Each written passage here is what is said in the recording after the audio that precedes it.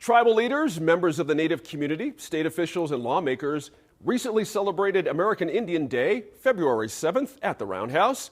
Governor Michelle Lujan Grisham recognized the contributions of the state's 23 Native American nations as tribal leaders took to the House floor to speak about priorities for their communities. NMIF correspondent Antonia Gonzalez says at the top of the list are environmental protections for the next generation, as well as cultural preservation and providing opportunities for young people.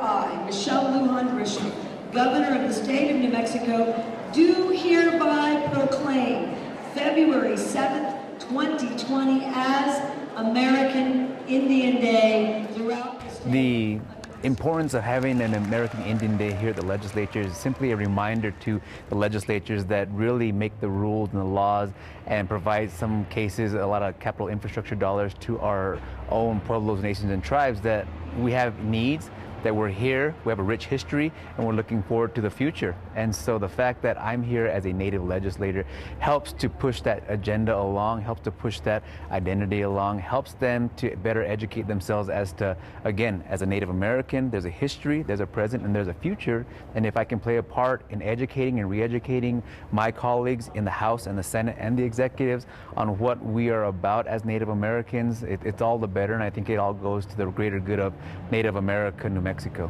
Why is it important for Zuni Pueblo, for leadership and the tribe to come here to the New Mexico legislature and speak before state lawmakers on the variety of issues that are important to the tribe? The ability for tribal leadership to be able to interact with our other elected representatives, whether it's a state level or the federal level, is really part of that, what we believe, that trust responsibility to be a collaborative partner in the development and protection of our people. If you look at the Pueblo history with the state of New Mexico, essentially is a Pueblo relationship that allowed the state to become and develop and become what it is today. Without that relationship, there is no way the Spanish government would have survived without Pueblo relationship and collaboration. So our journey here to Santa Fe as tribal leaders is a time-honored tradition. We're making every effort to give every youth an opportunity to excel. We created a STEM program at the Mescalero Apache High School. During that STEM program, the kids are doing stuff like hydronics, and they're making food for the elders, planting, but they're actually thinking of ways to help the tribe understand solar and help the tribe. I think if we do it as a community with our youth, the youth are opening our eyes. With our youth, where we're actually trying to enhance our language through our youth, and we got our own language programs, and we're trying to make sure that our culture in New Mexico is kept, so that 3 generations down, they'll still be doing our ceremonies and speaking our language, and that's who we are as New Mexicans. As New Mexicans, if we lose that, the state of New Mexico, we're just going to be a regular person. We're not going to be tribes. So who we are as Indian people, through our youth, is going to keep us going in the future. And can you tell me why it's important as a Mescalero Apache, just kind of the view of the environment, not only for protection, but for culture, for way of life, and for your people? A lot of our land out there, that's where we gather our medicine. That's where we gather our roots, where we go to heal.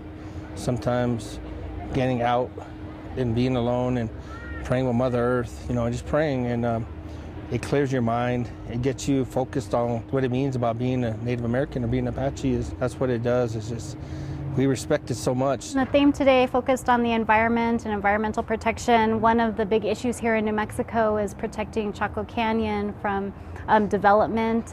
Talk a little bit about why that's important to tribes. It's important to tribes because at its very core, it's who we are. It's those ancient stories that were told centuries and centuries ago, since time immemorial, that those are our ancestors, and that as a Native American, I was very much taught by my grandparents and my parents that we respect our ancestors, we respect our elders, and that the part of the Chaco Canyon story is a fabric upon which I, as a legislator here, am built upon. We've been able to find that harmony, and if we don't stand up and speak on behalf of those that can't speak for themselves anymore, like our ancestors of Chaco Canyon, like the spirit that is Chaco Canyon, or the spirit that is the Rio Grande River, or the spirit that is the mountains that are in back of you, that What are we going to leave to our own children and those that are yet to come, that we have to protect them? The Pueblo of Zuni has considered Chaco Canyon and the historic park an integral part of our migration history and a way of life. We consider Chaco to be one of the birthplaces of many of the societies and prayers and songs that we have developed over time there. So to say that we're not interested in this area or interested in it as a recent development would be, I guess in this situation, a slap in the face to us. The Zuni Pueblo has long fought for environmental issues and sacred site protection. You're famously known for working to protect the Zuni Salt Lake. Why is it important to protect these type of areas for Zuni Pueblo? The reason we continue to protect certain traditional cultural properties and areas important to Zuni is because they directly link us to our ancestral pilgrimage as well as our way of life. And I refer to our way of life as a lot of the songs that we have, a lot of the prayers that we have, some of those are in bygone languages. Some of those songs and prayers that we have don't exist in some form or fashion other than our way of life.